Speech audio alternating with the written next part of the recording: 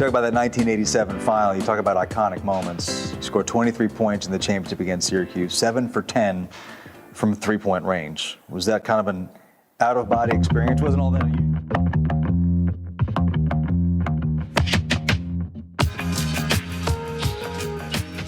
Welcome to episode 10 of Iconic Seasons 1987, the year that saw one of the most iconic matchups in NCAA basketball history.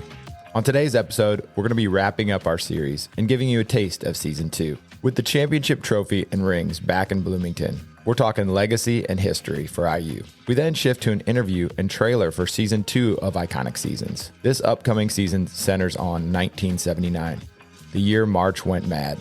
Magic versus Bird. If you made it this far, you're a fan of basketball. You won't want to miss our conclusion. If you've enjoyed our series and haven't done so yet, leave us a rating and or review. This is episode 10 of Iconic Seasons 1987.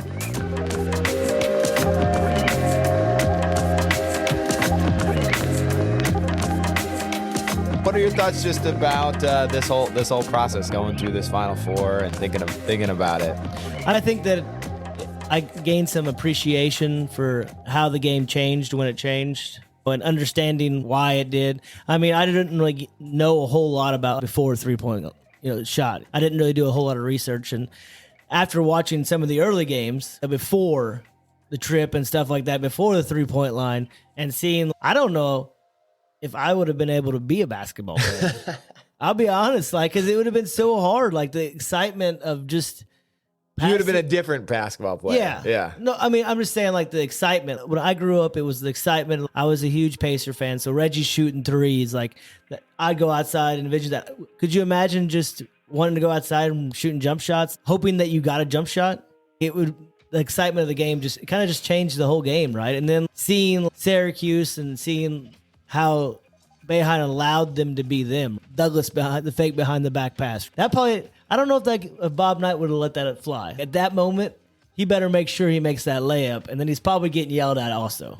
You know what I mean? Because he'd be like, Maybe. There's no showboating in basketball. Just shoot the damn layup. Yeah. Okay, so, because it was a different kind of air back then. They didn't really like flashy. Flashy was for the streets. He was letting go a little bit at this, letting him run in the UNLV game. He definitely, you can tell there was a change in Bob Knight over the course of this run they did here. Although if you listen to the Sean Kemp recruiting story, you might argue otherwise. I did listen to it. That's pretty. First thing, right? Well, okay, how much money are you getting me? Yeah.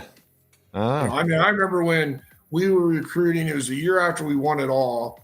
We were recruiting Sean Kemp and Chris Mills. Wow. Okay. Yep. And so we're recruiting those guys. They come in, and Mills is from California, so Garrett and I are both from California. We take him out. Callaway and Smart take Kemp out. And this is on Saturday, and we're, we all run around, have a good time. And Sunday we come back, and they're gone now, and we got practice at 5:30 on Sunday. And Coach walks in and says, all right, everybody have a good time this weekend. Get a football game. We knew we had these guys in. Yeah, it was great. All right, where are we with Kemp and Mills? And it's dead silent. Dead silent. Hey, where the hell are we with Mills and Kemp? They're the two best players in the country. We need these guys. Silent.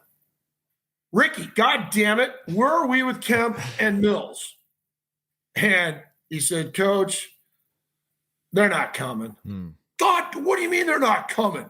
He goes, Coach, they want money and they want a car. Because Kemp and these guys were asking, where's your ride, Ricky? Where's your ride? Hey, man, I ain't coming unless I have a ride. Yeah. And when Ricky says, well, Coach, they're wanting money and they want a car, Knight goes just like this. Well, fuck them. They can go to Kentucky. Try. We all knew about that stuff way before. I mean, let's be honest. And that's what killed IU for years, if they weren't willing to give people money. Yeah. I mean, the NCAA, they just... I'm not going to get into that. Yeah. That's a different story. But that's a different podcast. What did you learn from this? So my biggest takeaway is thinking more about the three-point line, because I enjoyed these games so much, and I enjoyed that there was an ability to think about playing the game in a different way. It seems so universal the way you have to play now. If you can't shoot, even though now there's a little maybe breaking into the ice in the NBA where there's a little like Jokic in there where he's not just shooting threes. Durant, Booker, their team is a little like maybe not, but I just think that the fun I had watching the 3-point team in Providence lose to Syracuse with the big guys, and then IU, even though the UNLV hits all these threes, they win, and then they hit threes in the championship game. So you kind of had it all, which I really enjoyed. And then I think the coaching personalities really stood out. There are still great coaches today and still great coaching personalities, but none that seemed bigger than the game anymore. Callaway's improvement had a lot to do with his being benched when we played Ohio State.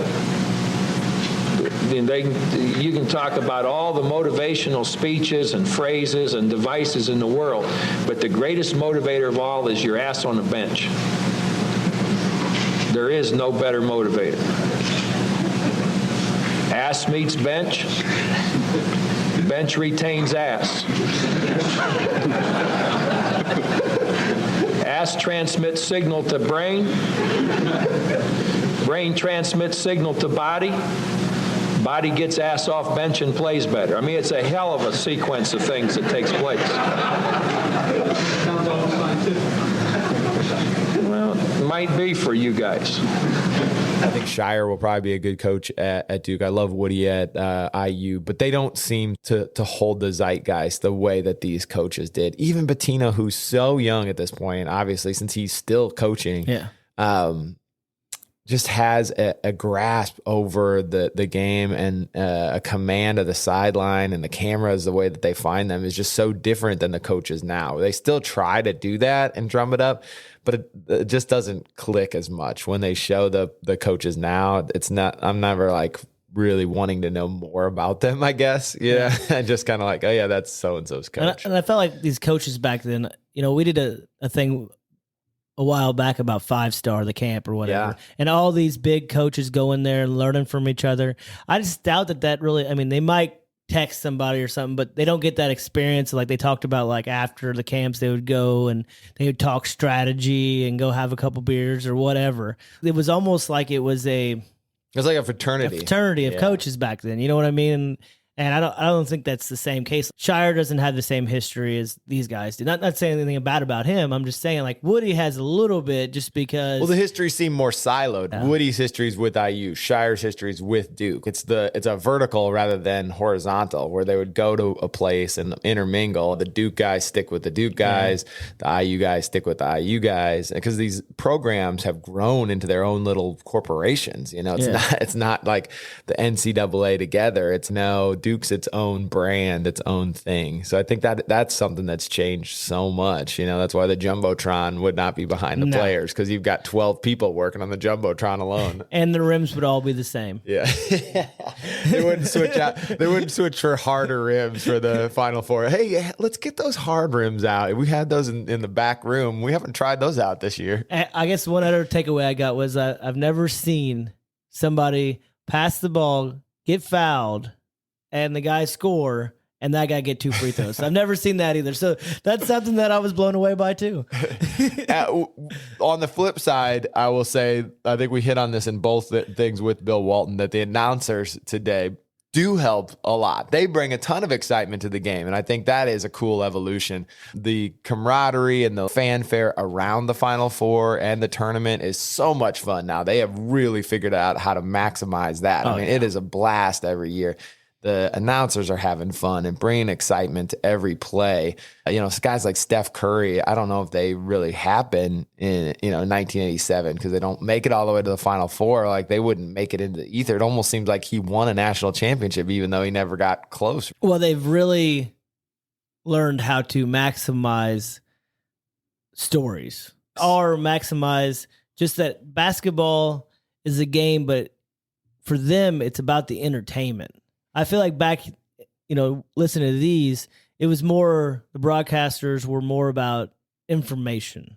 They've studied the information. Yeah, they're Walter Cronkite. And they're just going through the motions of what they believe. There wasn't supposed to be any outlandish rants or any of that. It was supposed to be professional. It's a job that you take very seriously and give the stats. And that's how you were pictured. If you knew the stats, you gave good information, you were a great broadcaster. That's how, in this generation, that's what it was, besides the entertainment part of it, right? We'll have to see. I'll cut it in there. There's a great clip of Knight talking to Billy Packard after the game, and he tells Billy that he thinks it was a thinking man's game, and Knight goes, well, then you understood it? just like those breaks. That is so like that. He's so far ahead of his time. Yeah. His comedic approach to the game and willingness to be more honest than most people on the planet at the time definitely made him stand out as well.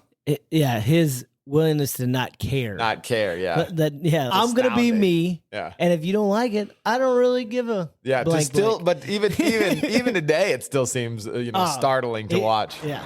It's beautiful. How are you? Adam Sandler, still here, Indiana University, having a beautiful time. Soon coming up is the cutest co-ed, but before that, I'm trying out for the Hoosiers right now, Indiana Hoosiers. I'm having a good time. A few friends of mine are here. They're okay at ball. You got Dean, Keith, and Steve here. Nice guys. I'm going to show you fellas what I can really do. I'm pretty good. Okay, here we go. Let's see it. He's a wheeler.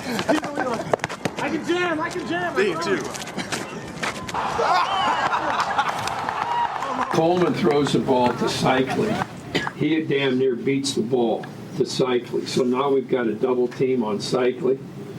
You'd have won that game, and this would be hard for a kid to do, but you would have won the game if Coleman would have stayed out of bounds. But he steps in bounds, and Keith Smart. Now, Keith Smart does two things that were more important than the shot he made, and this is one. So now Cycli has the ball. He's doubled up. Coleman comes in. Cycli throws it to Coleman. Keith is out here on the floor, but right in front of our bench. And on the pass to Coleman, Keith tries, damn near slaps the ball, but doesn't quite get it. And he grabs Coleman's arms and spins him around, and they call a foul on Keith. That was the thing that cost you the game. I mean, you knew Coleman was not a clutch free throw shooter, or you knew that he just wasn't a good free throw shooter? He just wasn't a good free throw shooter. He had a very low percentage. He was the best guy to foul, but I've always made. And missed two. Huh? And missed two. He missed. Yeah, missed both of them. You were just hoping he'd miss one. Figuring the odds. No, I don't pray for little things. I said, God, help that son of a bitch miss both of them out there. So I don't bother the Almighty with chicken shit stuff. Make it something that's really going to be worthwhile. Ever nervous you're going to maybe lose that game? You're playing against three guys that end up being three pretty good pros. You didn't have one pro on your team. Well, that's what kills me, man. But then what happens now is he misses the two free throws, and we got another situation where another great play. A kid named Darrell Thomas is under the bucket, and he gets the ball. Now there's probably, I don't know, maybe 12, 14 seconds left. He gets the ball, and now Cycli and Coleman have him umbrellaed. And I would be willing to bet that this is the only player that was ever smart enough to do this. Instead of going up and getting it blocked, which ends the game, he gives a little fake, has some room, and throws the ball out to Smart. Every little kid goes through in the bedroom shooting a trash can. Backyard shooting a hoop, taking a shot to win it, and I've always had a vision of doing something like that. I started having this dream vision my freshman year, where I was a part of a team, and I was not involved in the action, but at the end of the dream, I was in the middle of all the celebration. I was in a huge arena.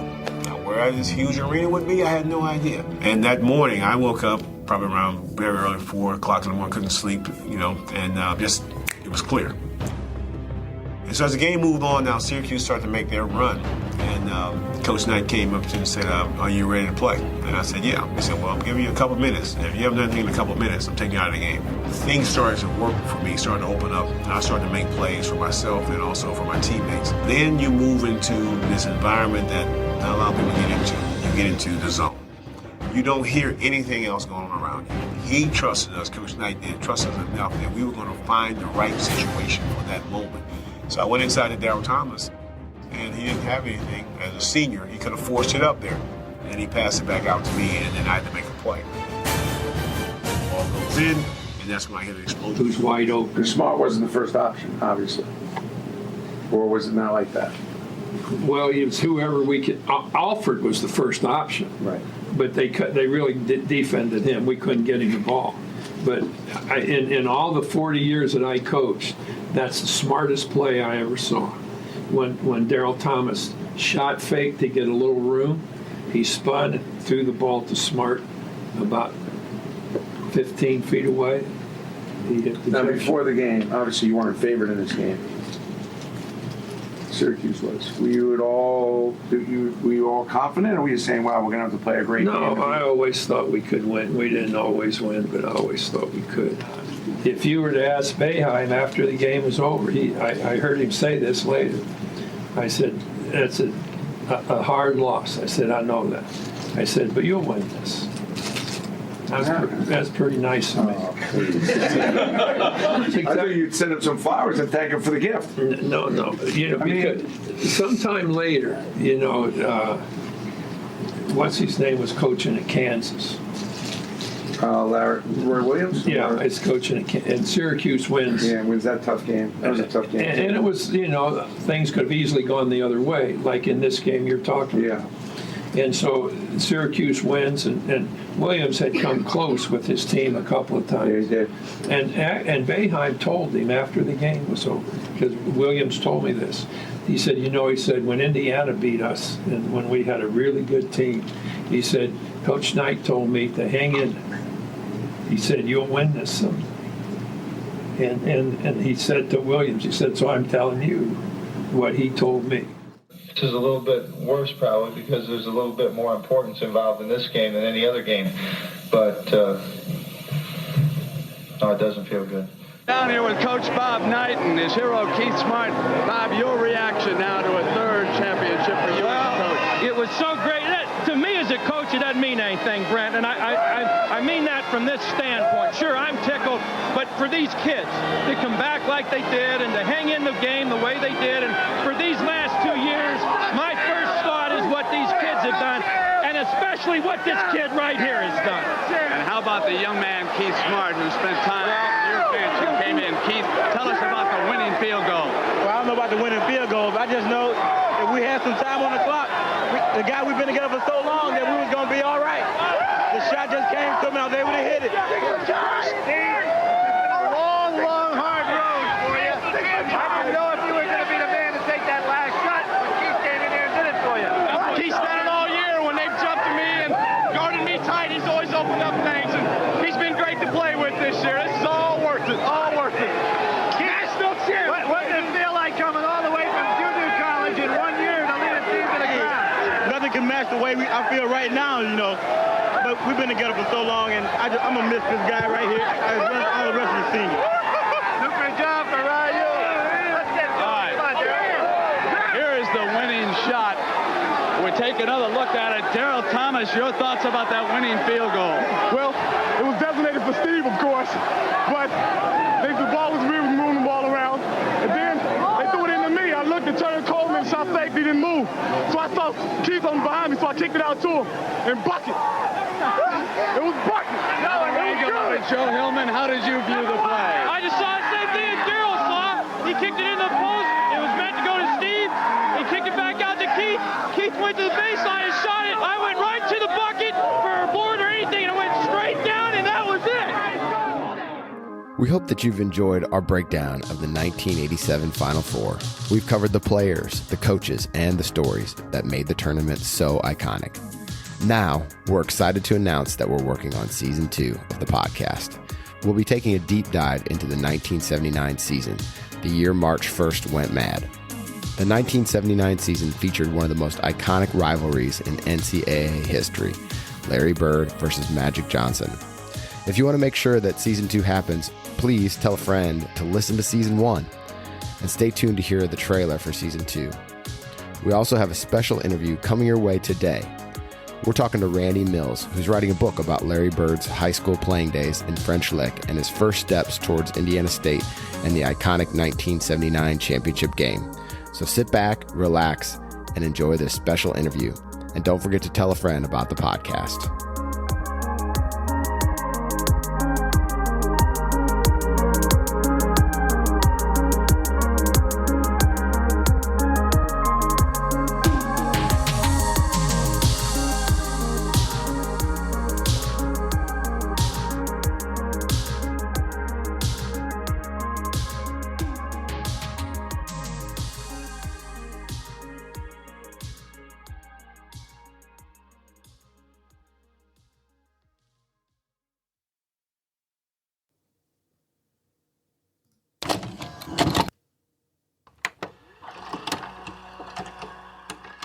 Getting set here for what promises to be one tremendous championship game for the National Intercollegiate Basketball title. I don't know what more you could ask. You know, we started this season, 6 months ago?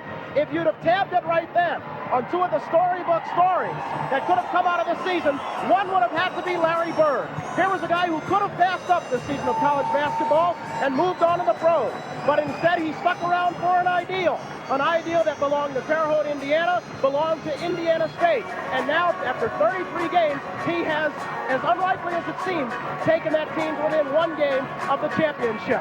Conversely, look at it this way. There is Irvin Johnson, a young man who many say this will be his last college game, that he will not be able to resist the lure of the pros, and that Irvin Johnson will indeed move on to pro basketball. That still remains to be seen. But you've got to wonder, we are tonight looking at perhaps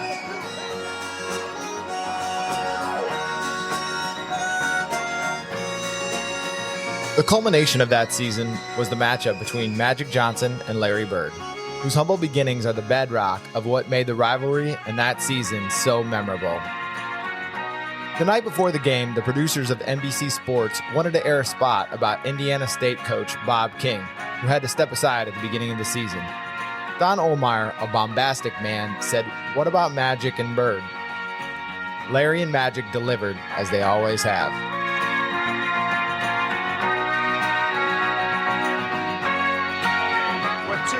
Individual players than Larry Bird, the player of the year from Indiana State, and the magic man from East Lansing, Irvin Johnson. You know, a lot of people were surprised yesterday, Larry, when you mentioned that you played ball with Magic Johnson in the World Invitational Tournament. Well, you know, me and Magic played together in that game, and, you know, it's funny because Magic's such a great passer, but he wouldn't give me the ball. You know, and I need the ball. Well, I hope you don't think I'm going to pass it to him tonight either, but I thought I passed him the ball. Maybe he forgot it. Or Rebound Johnson. Magic Johnson with the ball. Oh, he scores! And he is fouled. Look at her. There's still one measure that makes this game undeniably iconic, 24.1. That's the rating for the number of televisions tuned in to watch the game, a quarter of all television sets in America. It remains the highest rating for any basketball game, college or pro, in the history of the sport.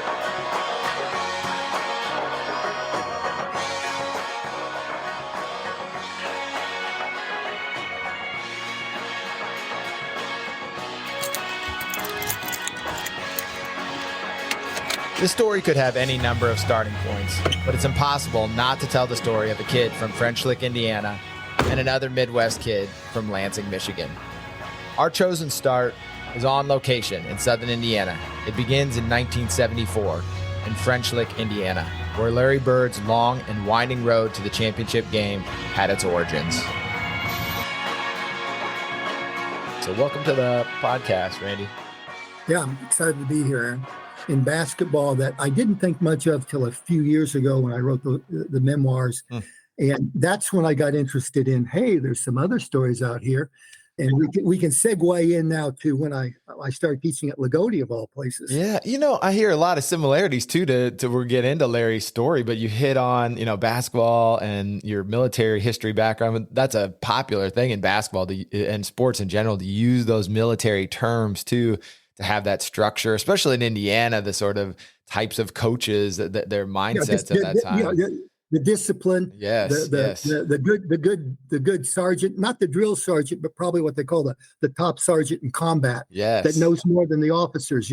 Right, the one that's going to get you out there alive. Yeah, the mess, and there's the interesting thing when I started putting things on Facebook about my high school stuff was all the hits I got.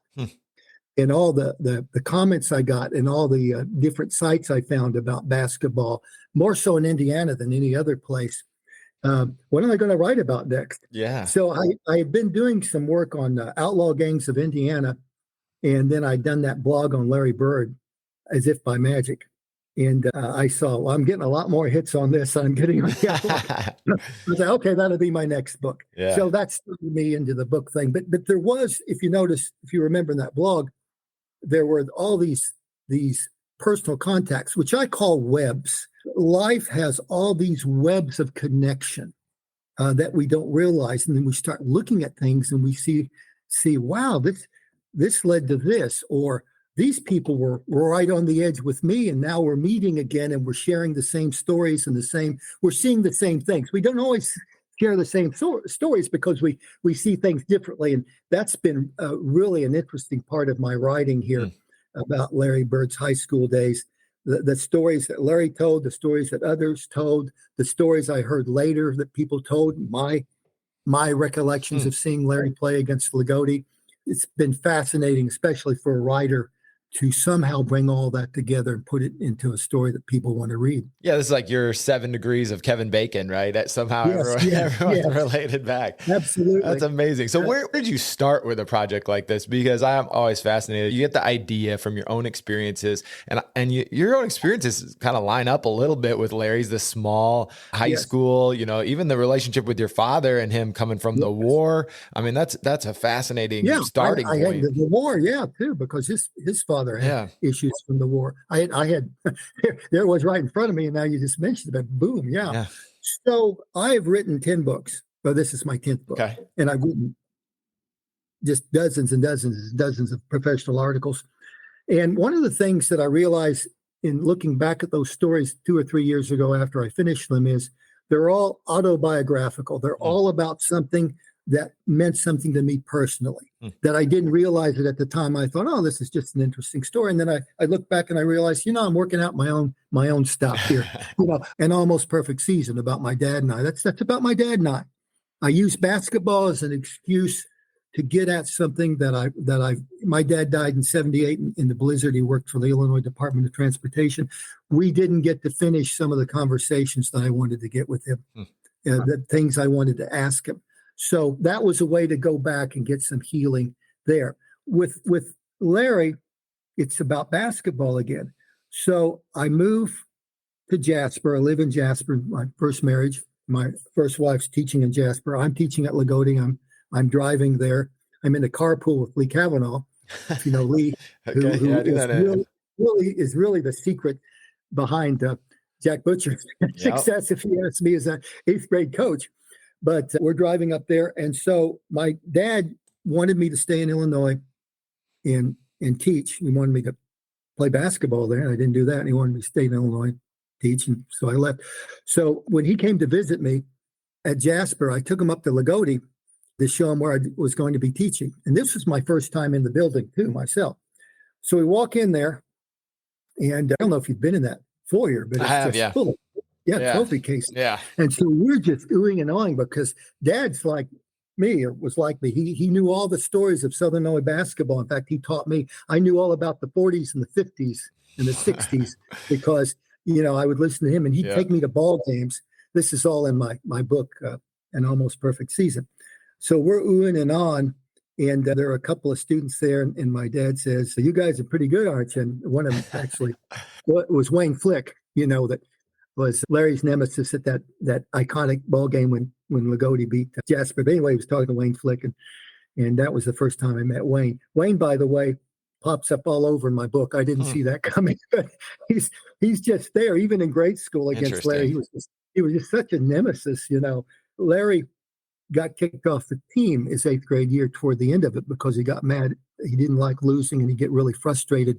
So I thought, what game was it that did that for him? So I got a hold of the scorebooks. Yeah. I found the scorebooks, and there it is against Lagodi. Wayne Flick. Wayne Flick scores 16 points, and Larry Bird fouls out with 10. Oh, wow. Amazing.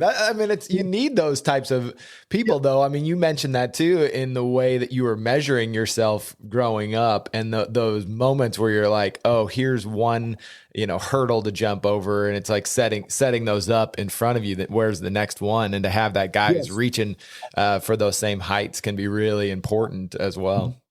But here's the web again. I didn't see Wayne coming. Wayne's all through it. And in fact, I have an epilogue in the book of, I think, a very moving piece about bringing it all together.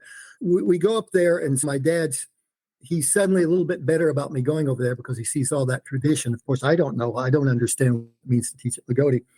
So the season starts, and they're playing. Lagodi's playing. I should back up a little bit.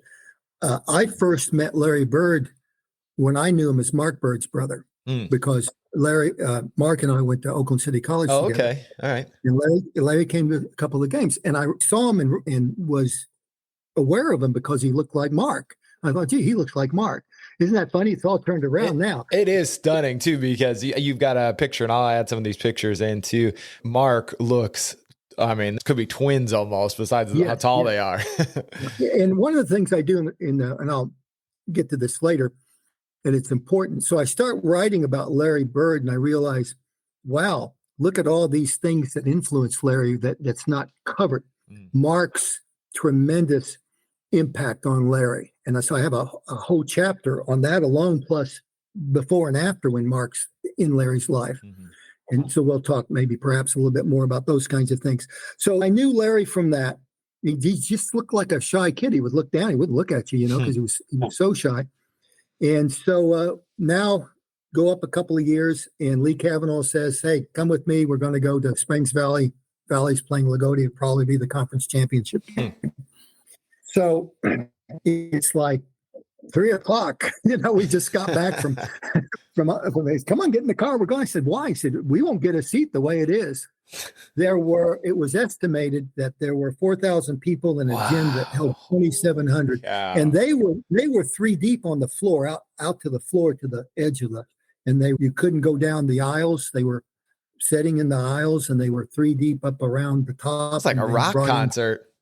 Yes. And so that's how that game started. And so that was another iconic moment watching Larry play. And I can touch on this now, but I was going to mention this more in line with the things that I came across in writing. But in that particular game, the stories about that game are in every book about Larry Bird. And it's iconic. And Larry always said that's the game he wished he'd had back. And after they lost, he told everybody, says, don't worry about it. We'll get him in the regional, because they figured they would meet him in the regional. Everybody thought they'd meet him in the regional. Even when the regional started, they thought they would be in the final game together. That's another story. Yeah. So for both teams. But they're in that classic story, and you may be familiar with this, it is said that Larry, at a tip, they used to, after a jump ball, they would jump ball there underneath the goal there, around the free throw line, that Larry got a tip and turned and scored, got mixed up and scored in the Lagodi basket. And those points made the difference in the game. Oh, wow. Well, that's not true. That's good. So, set the record straight. Yeah, set the record straight. And you got to be careful with this, because the Larry Bird narratives, all these stories are set in concrete. And those high school stories were originally written in the first book that came out in 1982 by Lynn Korn. And he was a colleague of mine at Oakland City College, another web, another connection. And he talked about writing about this when I started teaching there after that, the next year after the book came out. But he chronicled all these things, and all the other books pretty much repeat what he said. So he got it wrong, and then everybody else got it wrong. So how do I know it's wrong? Because good old Jerry Burge. Jerry Burge is like Wayne Flick in my book. Okay. He pops in there and becomes the main character. And let's talk a little bit about the newspapers and the sports writers of the 50s, 60s, and 70s, which I consider to be a golden age of Indiana and Midwest high school basketball. The papers had 6 to 12 pages of sports. Yeah. And have you ever picked up an old paper? I mean, it's as tall as you are. Right. It's wild. Yeah. It's wild. It's thick and it's wide and it's tall. So Jerry Burge was sports writer there at the Jasper Herald, and I read his account, and he made that comment. He said Larry was called for walking, and when he scored, and the basket did not count.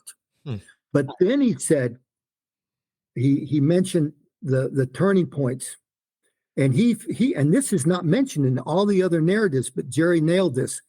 Jerry pointed out that the big turn of the game happened in the third quarter when Mike Mattingly knocked Larry down and kind of took the wind out of him, kind of knocked him out. Had to call an extra timeout. Wow. Okay, so they're down one then. Yeah, down a timeout. Well, they don't have any at the end of the game, and they forget that. Wow. Remember what happened? Yeah.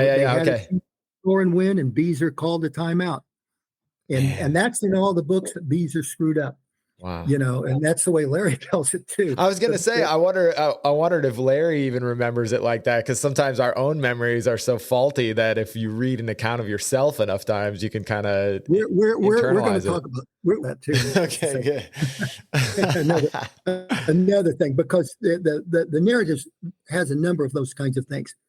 So another thing about that game that gets missed, the Louisville Courier writer picked up on, because that place was just packed with college coaches and sports writers, was that the unsung hero of the game wasn't Billy Butcher, who outscored Larry 36-30, I think. It was Wayne Flick guarding Larry underneath the basket. That's the sports writer caught that Larry had to go out. He couldn't, because Larry was used to scoring in and out. Now he could only score out. Now he scored a lot of points, but he didn't score in.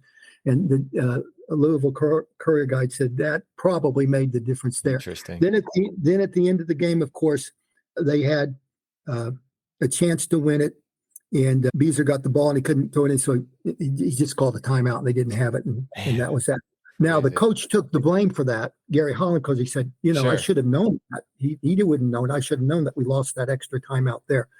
But again, you got Jerry Burge there, and I really write Jerry because he's so detailed, beautiful writing. It's just like, and I have a lot of this in the book because this is real time. This is like going back in a time machine. Yeah. When you read the things that I use in there, you're there with them, and that's what they're saying, and that's what they're writing about. And it's probably pretty damn accurate. That's how they would write too. That's the narrative way, rather than, kind of the Stephen A. Smith style, giving you their opinion or take on it. They would really try to capture the moment of it. Yes, and they're some of them are very skilled with the words they use to put you there too. And so I got to talk to Jerry about a week before he passed away, and I'm so fortunate to have connected with him because he shared so many stories, and those he's going to be in the book. In fact, the dedication is to him and all the sports writers that we can go back to and look at it.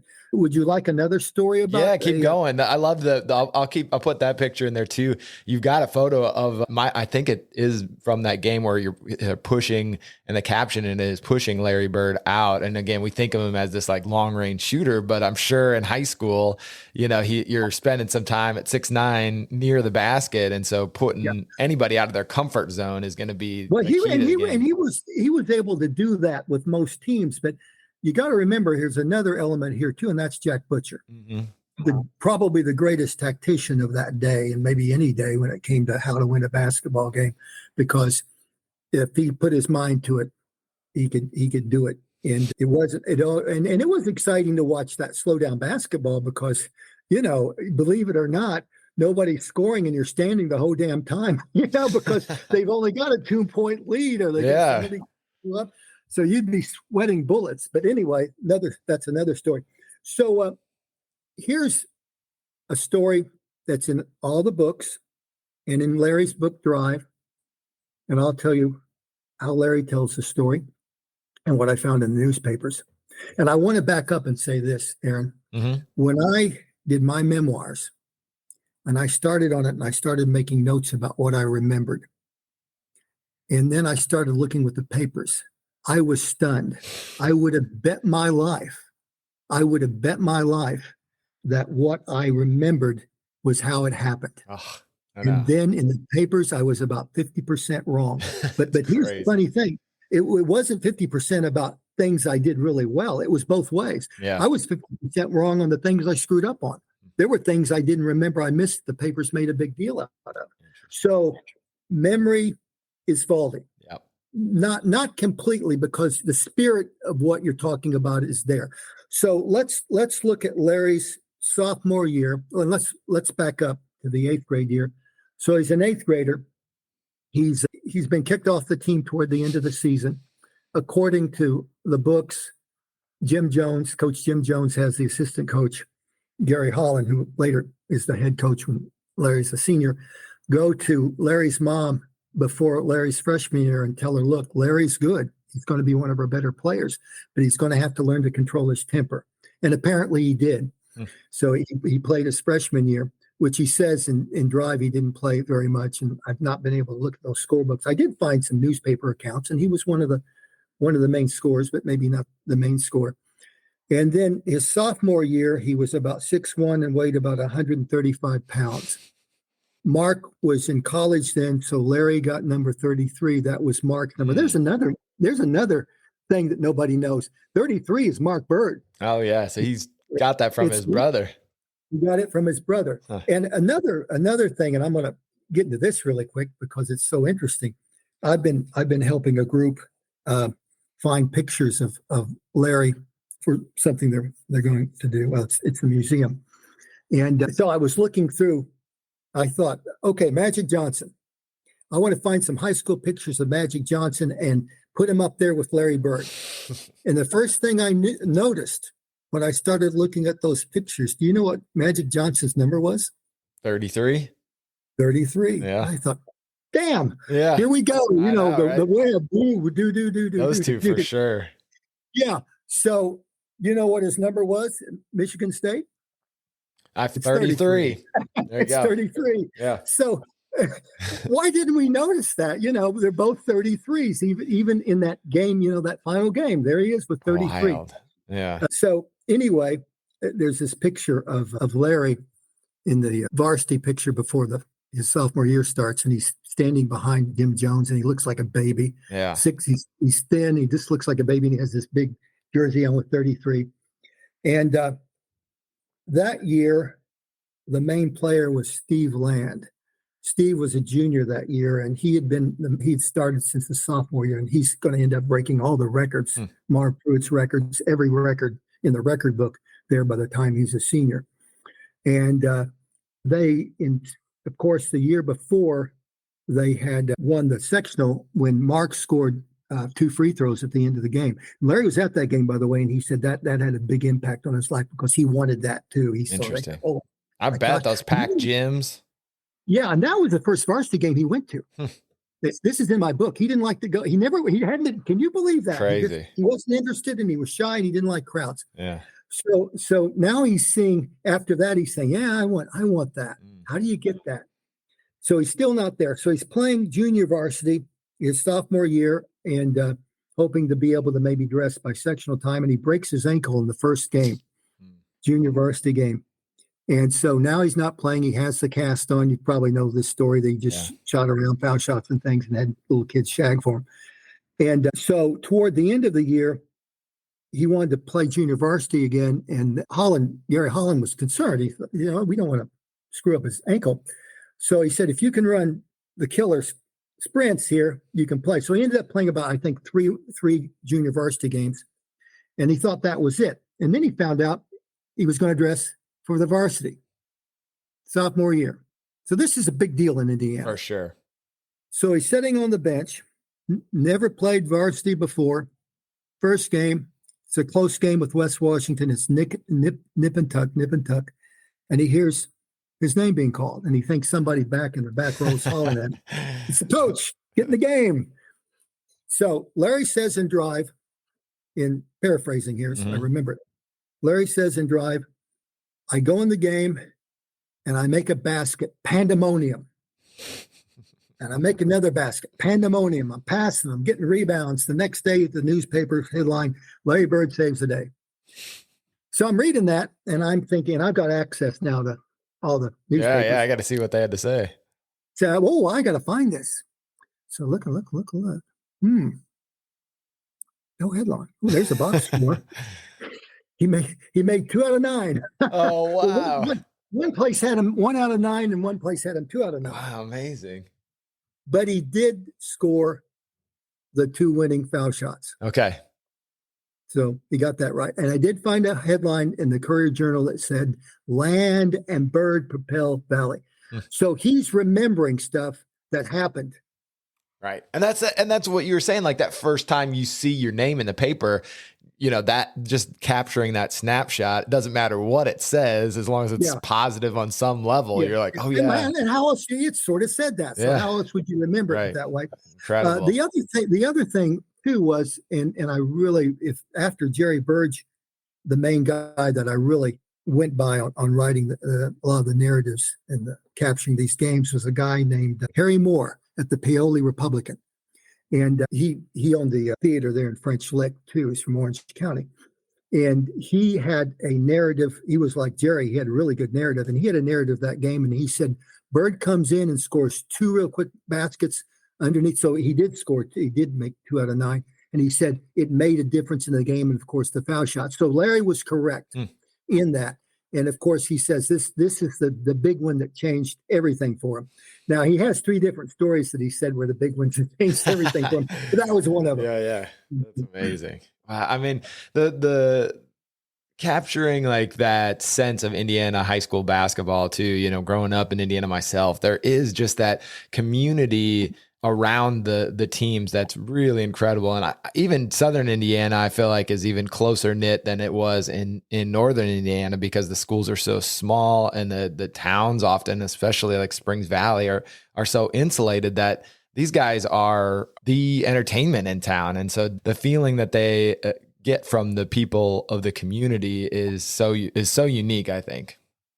I talk about this in my book. I have a whole chapter on this about the ghosts that are there, the like an iceberg that you're playing. When you play, you're going in a gym and people are coming in there, and this is a sacred ritual that's been going on for generations. And you're a kid, you don't know, but I felt that when I played in those old gyms. I felt those ghosts. I loved old gyms. I just felt like, man, it's that web. It's like, I don't know how to explain it. Yeah. But anyway, I think you're exactly right. One of the things that happened when I started writing the book was, it starts out being about Larry Bird and ends up being about Indiana basketball as being communal. Not just Larry, but all the people that helped make Larry great, and also put on that suit, and also had those coaches, and also learned about manly kinds of things, adult kinds of things, playing basketball. So that was interesting. I didn't see that coming, that I would end up interviewing these people. So when you read the book, it's going to be everybody's story. Larry's the main part of it, but all these other guys I interviewed and saw in the paper and wrote about are going to be a part of the picture too, because Larry couldn't have been what he was if he hadn't had that competition.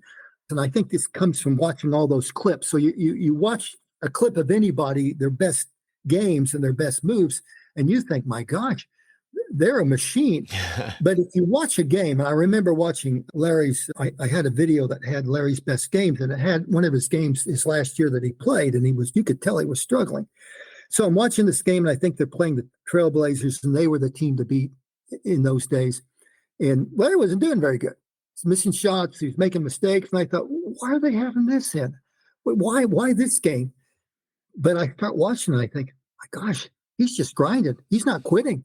He misses one. He comes back. Now he makes one. He just grinds and grinds and grinds. And by the end of the game, he makes the shot somehow that puts him into overtime. And then he makes the shot that wins the game. And he ends up scoring 40 points. And there surely were some clips from that. But that's what you need to remember, I think, with Larry, that Larry lost games in high school. And there were guys that outscored him in games, especially back then. You had Kurt Gilstrap at Orleans that went to University of Louisville and didn't like the big school and came to Oakland City and was the best player probably we ever had there. You had Mike Liegers, who went to DePaul and set all the scoring records there at Jasper. You had Tim Eubank, who was a captain of the Purdue football team. It was 6'8" there at Paoli. He gave Larry fits. And Dave Smith, who went to Louisville and ended up playing all 4 years there, played at Milltown. So Larry had some great competition. No kidding. But and it made him better. It made him better. And, again, they didn't win every game. In fact, the best record that Jim Jones had was when Larry was a junior and when Steve Land was the main player. And they were 18-2. And there's a whole chapter in the book about this. I call it the lost season because they were 18-2 and they lost to Lagodi. That Wayne Flick knocked Steve Land down on a layup. That made the difference in the game there. Amazing. And good old Wayne. And Beezer had a shot at the end of that game. And the Louisville Courier, I got this from the sports writer there. He said that shot went up and it went down. It was spinning and it went down, way down in the net, spinning, and it came back up and went down and came back up about 3 times. And everybody was going, ooh, ah, ooh, ah. Yeah. And then it spun out. Oh, man. His hands. So those are great games. And of course, you imagine a sports writer having fun with that. Larry was his second leading scorer on that team. They went 18-2, and they didn't win the conference, and then they got beat in the first game of the sectional in an upset. They would have went deep in the tourney. The next year, all Steve Land's records were all blown apart by Larry and then I got a chapter called The Lost Blackhawk about Steve. But these people helped make him better. I think Larry's team, they were 17-3 with Gary. So that Larry's junior year was actually a better year for the team. Crazy. Well, give us one more story. I want to get you out of here, but I've had so much fun listening to this. I can't wait for this book to come out. I'll link the blog because it's excellent. But this is a great preamble. Well, you can see from what I've told you, you can tell that blog that I've evolved. Yes, yeah, I can hear how it's blowing out, and I think that's interesting because it goes into kind of what we've been talking about as the themes, like this web. Like each of those is a strand that you can start to pull on. And find more stories and more connections from that to really fill out the story of Larry Bird and just basketball in Southern Indiana. It's just this fascinating time capsule for basketball in Indiana, really, because like you said, it is a golden age for sure. It's that single class basketball. It's the sectional. For these small schools can be like winning the state championship. That even going back all the way to the Hoosiers story in the 50s. I do want to say I've got a story coming out. My last chapter of the book I call it Larry's Lost Years. Okay. Lost year after he left IU and before he got to Indiana State. And I went back and corrected some things and just filled in some blanks on that. But one of the things, and there's going to be 2 articles in the Indiana Basketball Hall of Fame magazine on this. They made a 2-part story, but one's a part Northwood Institute. He went there. Right. And ended up not playing, but he practiced the whole time and then realized he'd lose his eligibility. And then about the AAU basketball. Oh, yeah, that's right. But I found a picture, the only picture I know of Larry in any kind of Northwood Institute attire. Nice. I'm proud of that. Yeah. I almost sent it to you, but I don't. I'll save that one. No, I want to save that. That'll be for me to discover. So that's great. So did you have another question? No, no. If you've got one more story you want to share. And I think that what we miss here too are all the moments that Larry could have done something that he'd be pumping gas in French Lick today. Yeah. He had so many moments where something came along and turned him, or he made the right decision. It's just amazing. And I talk about these throughout the book. But in that lost year, I think one of the guys that's been completely forgotten, and this came to me as I was putting it together. So Larry drops out of IU after 28 days. He comes back and everybody's upset. And Larry talks about it, and all the people that write about him talk about how upset everybody was. So it was probably his uncle on his mom's side that talked him. He knew the coach there at Northwood Institute, Larry Bledsoe, brought Larry in and said, look, Larry wants to play here. And Larry, an interview I had with Larry Bledsoe, he said, Larry didn't say anything. I didn't know if he did or not. His uncle sure he was going to go. So he practiced and practiced and practiced, and then ended up not playing. It just wasn't for him. And I talk about why some more, and I talk about those practices. There's just some very funny and interesting stories there that I don't think people know about, but you'll have to read the article on that one and the book. So then he quits, and he gets a job working for the city. And he likes it, and he's making money, and he buys a car finally. The family didn't have a car. He had to hitchhike back from French Lick, and I think his uncle went up and picked him up at Mitchell to get him home. There's 3 different versions of that people fight about. Beezer went up and got him. Kevin Mills went up and got him. So I don't know. Larry can tell you, I guess. And he's not. So about that time, Larry's father took his life. Yeah. And, Larry just had to be devastated. Can't imagine. And he's also kind of now twice he's quit basketball. So, what are the college coaches? I'm sure the junior college coaches are hanging around, but I'd say the main coach is saying, well, he couldn't make it at IU. And Northwood Institute. Right. Yeah. Exactly. So you go from the highest to the lowest. And during all that, there's an AAU basketball was really big back then, and recreational basketball. Every place had industrial leagues, basketball all over the place. And so Mitchell had an AAU team, and they would sponsor the state championship there at the old Emerson gym there in Mitchell. And one of the guys that played on that team was the football coach at French Lick, Chuck Akers. Chuck went to Larry and said, Larry, come play basketball. Well, around the tournament time, you went out and you brought in ringers. You draft For sure, people. yeah. Well, so those state tournament teams had ex-college players and NBA and all sorts of things. Larry's team had Mike Flynn on it. Steve Lamb played on it too. But anyway, awesome. So Larry goes and plays. And he doesn't have a car. And I did an interview with a guy. One of the things I kept running into doing this work is I tell people what I was doing, and they say, I got a Larry Bird story. Everybody has a Larry Bird story. I've yet to meet somebody that doesn't have a Larry Bird story. I think I can dig one up if out of my memory banks. So there was this guy in one of my classes in Oakland City, in my grad classes, and I was telling him what I was doing. I got a Larry Bird story. I said, really? So he got an A for the class, by the way. But anyway, he was in junior high, and his dad was over the concession stand at this AAU tournament in Mitchell. So it was 8 teams. It was a Saturday and a Sunday. So after the first Saturday game, everybody went to eat, and Larry didn't have a car, and I guess he didn't have any money. So he stayed in the gym. And so here was this little boy and his dad, and dad came, so what's wrong? He said, I don't have a car. And he said, hey, what do you want? So he goes to McDonald's, buys them all a meal, and they sit around on the bench and they talk basketball. Little knowing who they were sitting with. Amazing. But imagine Larry at that moment. So he plays on an AAU team that wins the state, and this is how he gets back on Indiana State's radar. They play the Indiana All-Star team that supposedly had the best shooting team in their history. Okay.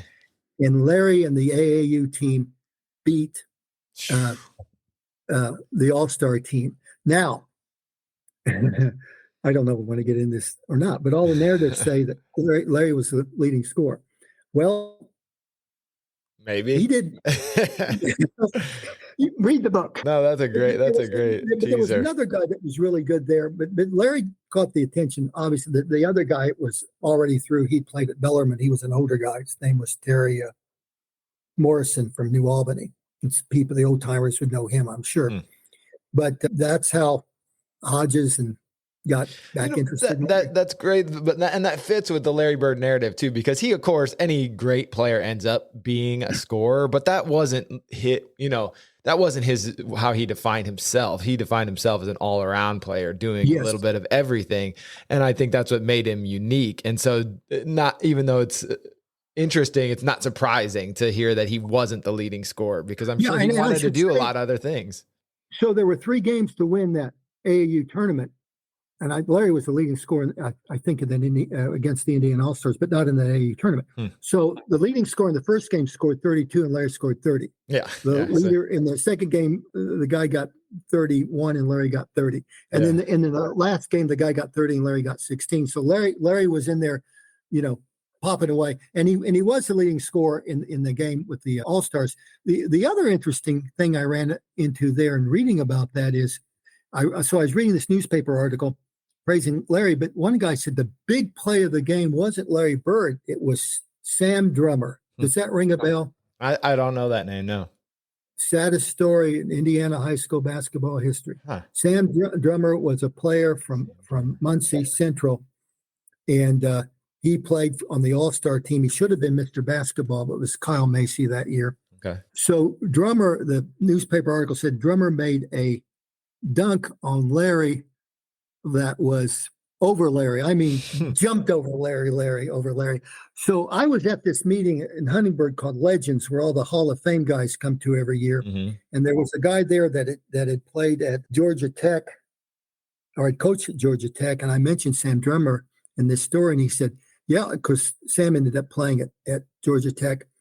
And he said, Sam made a dunk. He said, I can't describe it to you. He went up in the air and he's in one hand and it was behind his back and in the other hand. Somehow he scored. He said, I've never seen anything like it. Amazing. But Sam Drummer went back he was drafted and didn't make it. He went back to Muncie and he ended up dying, actually murdered in a drug. Crazy. Thing. Yeah. Tragedy there. Yeah, that's sad. Well, Larry was always better at getting wide like you rather than going vertical. Yeah. Well, Larry could jump too. He could. Larry, so I'm looking up all these pictures for this, helping some people, this museum thing they're putting together. And they've got all these young kids. They had pictures of Mark Bird they thought were Larry. I bet. So they really like that I'm helping them. Especially with the same number. But after Larry got drafted by Boston, I found an article where a guy was describing how big Larry was. We forget how big Larry was, but if you see some of those pictures when he's coming out of the dressing room, he's got big thighs. He's got a big butt. I mean, he's just muscular and big. Massive. He's massive. And the guy's talking about his shovel-like hands.